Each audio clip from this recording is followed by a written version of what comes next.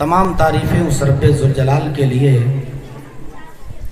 जिसने हमारे नबी को सबसे पहले नूर बनाकर पैदा किया, जिसने लफ्ज़ कुन के ज़रिए आलम को वजूद बख्शा, सूरज को चमकाया, चाँद को रोशनी बख्शी, सितारों को जगमगाया, शजरो हजर को आबाद किया, पहाड़ों को बसाया, जिन्नात को पैदा किया, इंसानों को पैदा किया, इंसानों से पहले जिन्नातों को पैदा किया, इंसान से पहले इस सरजमीन पर, इस रुए ज़मीन पर अल्लाह तबारक व तआला ने जिन्नातों को पैदा किया। ये जिन्नात जब फितना व फसाद बर्पा करने लगे, खून रेजियाँ करने लगे, तो अल्लाह तबारक व तआला ने फरमाया, ऐ मेरे फरिश्तों, मैं ज़मीन पर अपना खलीफा बनाने वाला हूँ। तो फरिश्तों ने अर्ज़ किया, मौला क्या तू ऐसों को खलीफा मुंतखब फरमाएगा?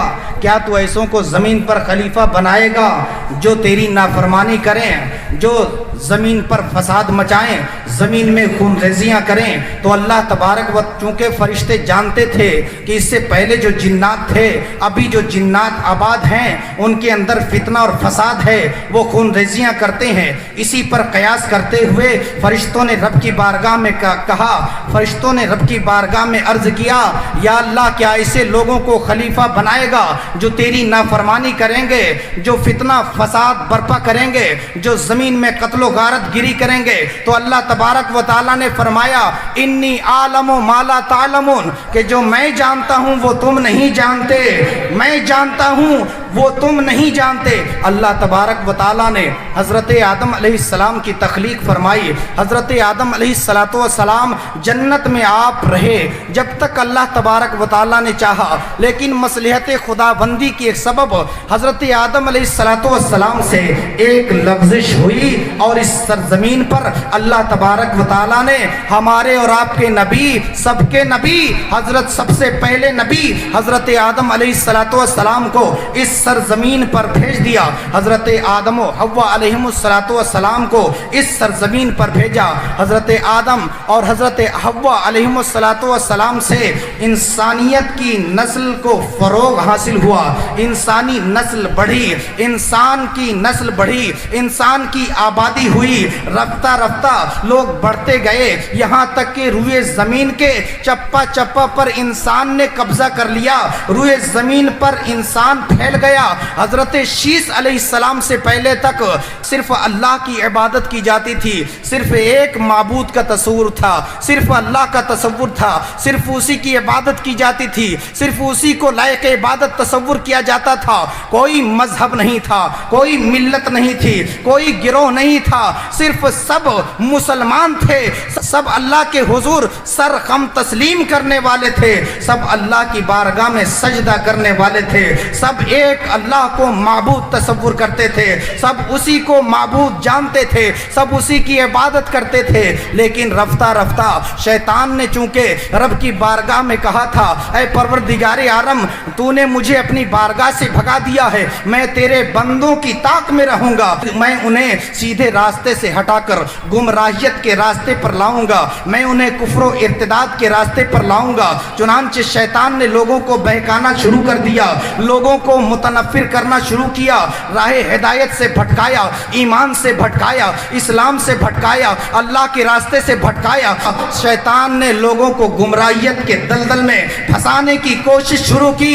ऐसे ही वक्त में जब लोगों के सजदे आवारा हो गए, अल्लाह के अलावा लोग गैरुल्लाह की इबादत करने लगे, लोगों की निगाहों की गैरत जब ख़त्म हो गई, तो अल्लाह तबारक व तआला ने अपने नबियों को भेजना शुरू किया। कमो बेश 1,24,000 अंबिया किराम को इस खाकदाने कीती पर भेजा, इस खाकदाने इस सरजमीन पर भेजा। तमाम अंबिया आते गए और अपनी अपनी जिम्मेदारी पूरी करते गए, राह हिदायत अपनी अपनी कौमों को दिखलाया, सीधी राह दिखलाई, अल्लाह के रास्ते पर लाया, अल्लाह के रास्ते पर लाने की कोशिश की। जितने भी अंबिया आए और इस दुनिया से वफात कर गए, लेकिन इस दुनिया से तो चले गए हैं, लेकिन वो मुर्दा नहीं है, हैं बल्कि वो जिंदा है। चाहे जितने भी नबी आए तमाम नबी अपनी अपनी कब्रों में जिंदा है, तमाम नबी अपनी अपनी कब्रों में जिंदा है। लोग कहते हैं अरे तुम मिलादुन नबी मनाते हो, नबी का मिलाद क्यों मनाते हो? हालांकि 12 रबीउल अव्वल शरीफ को तो वफात है, फिर 12 रबीउल अव्वल को मिलाद क्यों मनाते हो?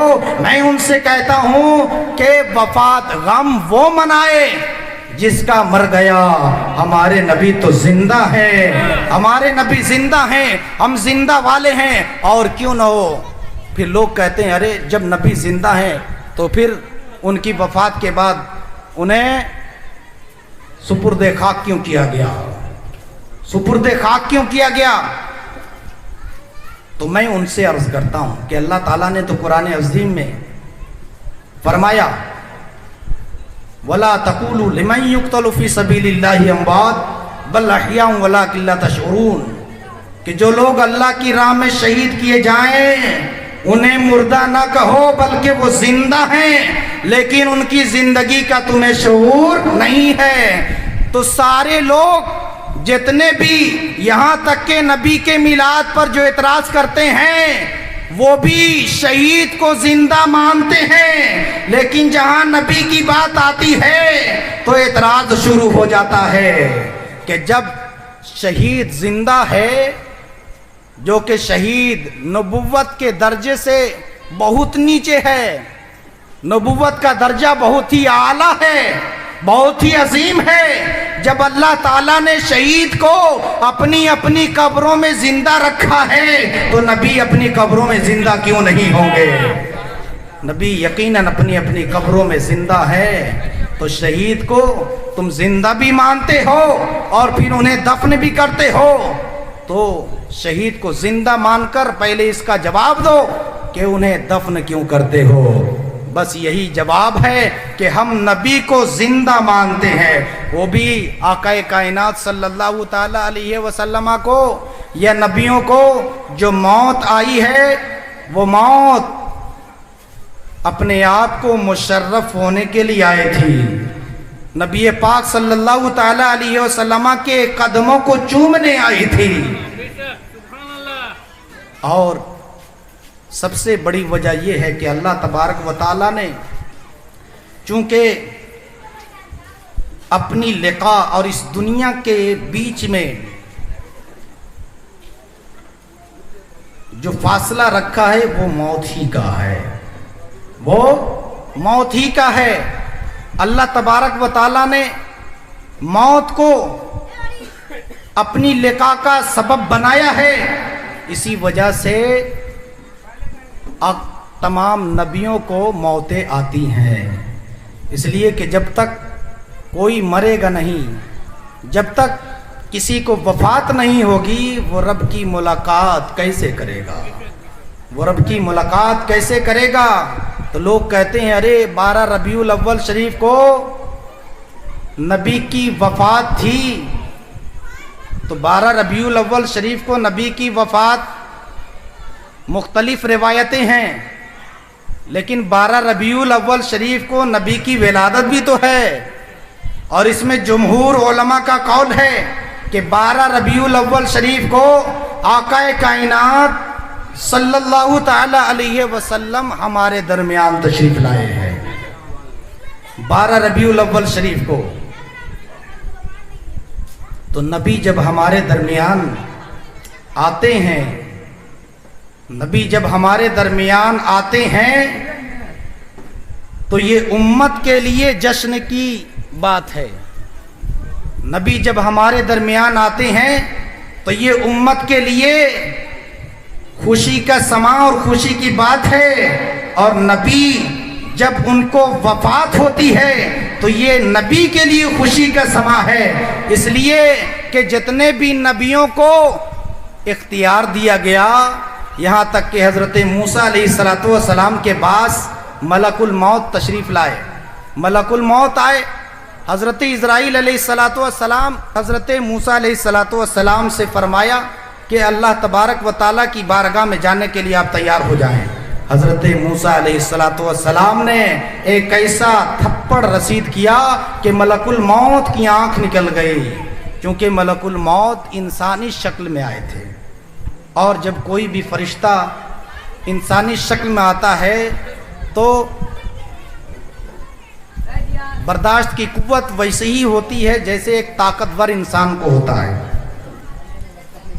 تو حضرت موسیٰ علیہ السلام نے ایک تھپڑ رسید کیا، ان کی آنکھ نکل گئی، اللہ کی بارگاہ میں گئے، یا اللہ تو نے کیسے بندے کے پاس ہمیں بھیج دیا؟